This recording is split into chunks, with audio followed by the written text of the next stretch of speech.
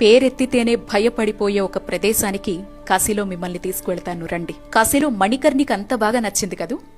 దేవతలతో స్నానం, పితృదేవతల ప్రీతి, విష్ణుకుండం, దత్తదర్శనం, ఫుల్లుగా పుణ్యం. మరి మనకు నచ్చని, అసలు స్వీకరించని శివయ్య అక్కడే ఉండే మరో చోటు చూపించనా? మరణం.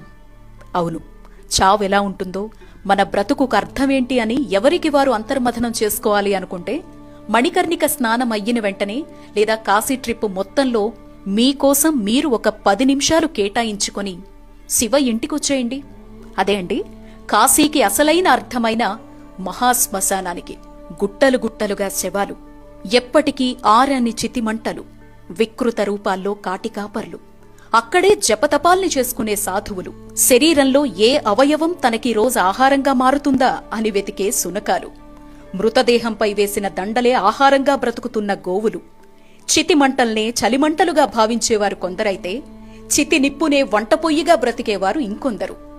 రండి, కూర్చోండి కాసేపక్కడ. ఇవి కాశీలో కనపడే సత్యాలు.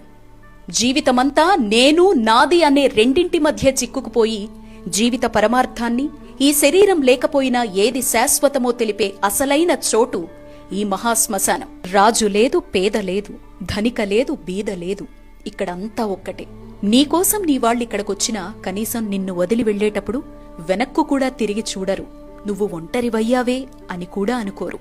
కాని రానాన్న అంటూ నీకోసం చూసేది, నీతో తోడుగా ఉండేది, నీకు ధైర్యాన్నిచ్చేదా శివయ్య మాత్రమే. పైగా వచ్చే ప్రతి ఒక్కరి కుడి చెవిలో తారక మంత్రాన్ని బోధిస్తూ ముక్తిని ప్రసాదిస్తున్నాడు కాశీ విశ్వనాథుడు. ఏం లీలలయ్యా శివయ్య, అద్భుతం కదూ. జై కాశీ, దివ్యకాశీ, భవ్యకాశీ.